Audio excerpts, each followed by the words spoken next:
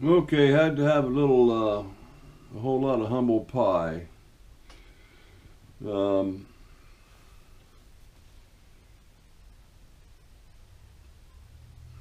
to take it back to the events of the day, I took the cross-slide lead screw out of the machine, did some comparisons.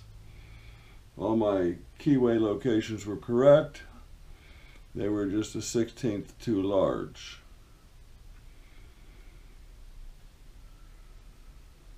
So, no big problem. Flip it around 90 degrees and put my keyways on the other side of the bar.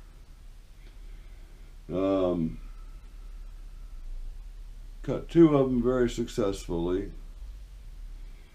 The other one not so much. Zelig Diane or Diane Zelig? Okay, I had to take that call.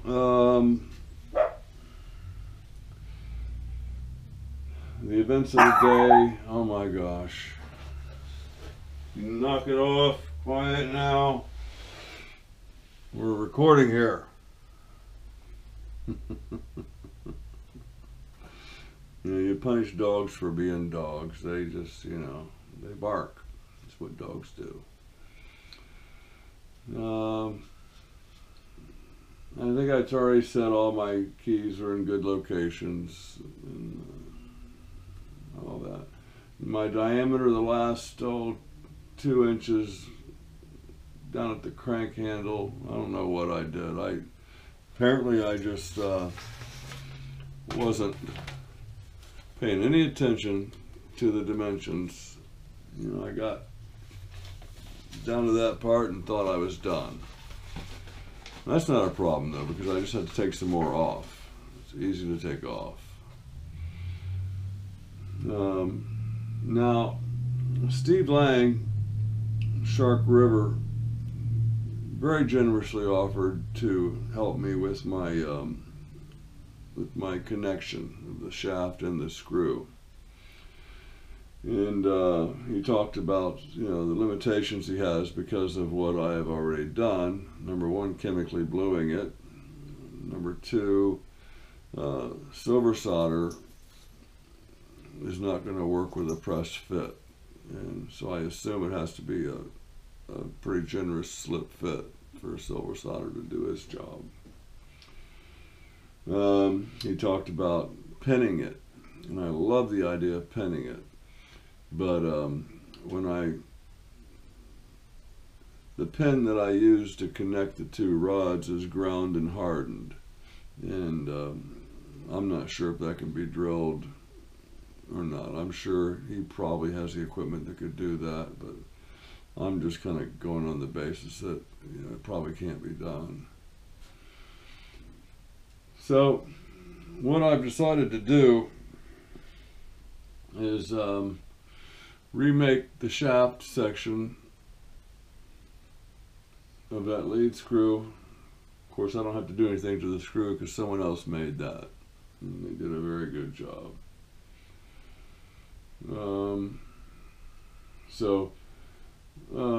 Yeah, I'm just gonna remake that shaft. I think I'm gonna leave everything like I should have done in the first place. Leave everything 10 thousandths large, and wait till the connection has been made, and then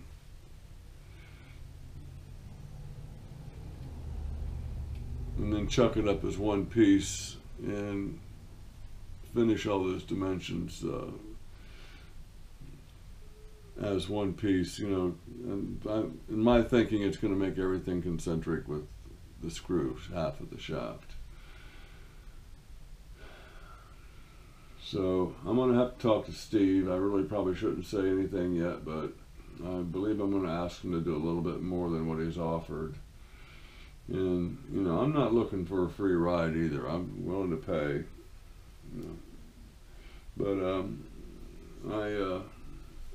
I may be asking him to make those keyways for me, because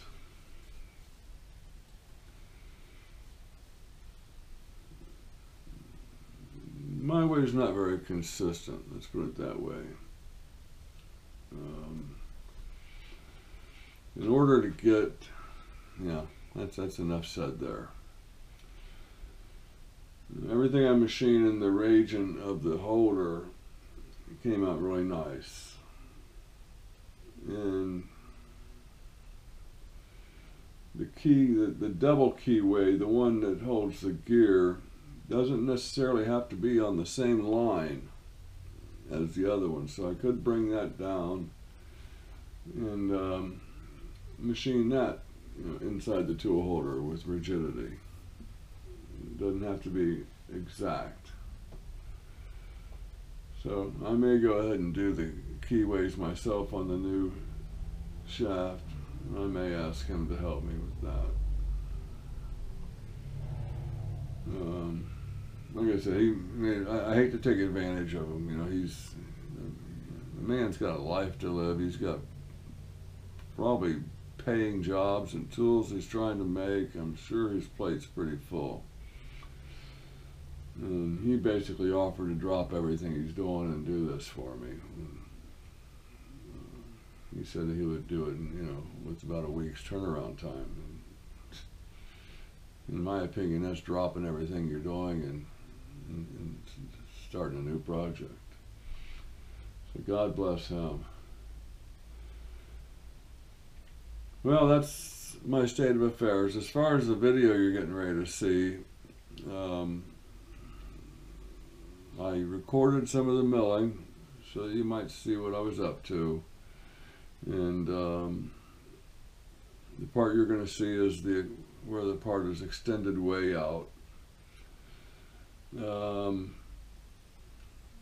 When I put my memory card in the computer, it gives me 3 files for every clip. I get an MP4 file and I get 2 separate Windows media files. One of them is, I don't know, just token. It's like 12 kilobytes, and the other is like, you know, 43,000. And so I can get that to play on my computer through the Windows Media Player, but I can't get that to go to my editing software.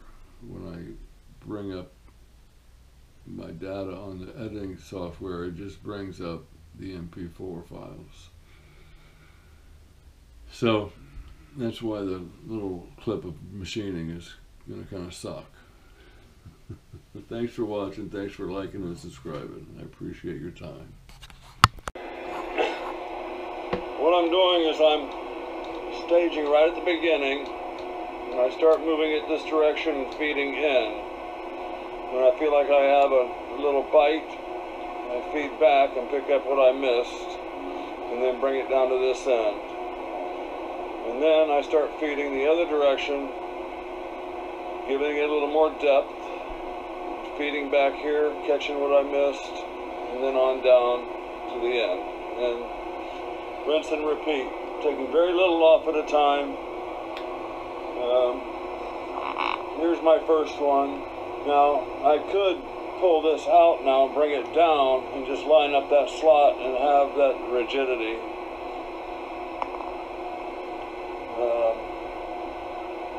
But as long as I'm taking these light cuts, I feel like I have enough rigidity here that I'm getting the job done.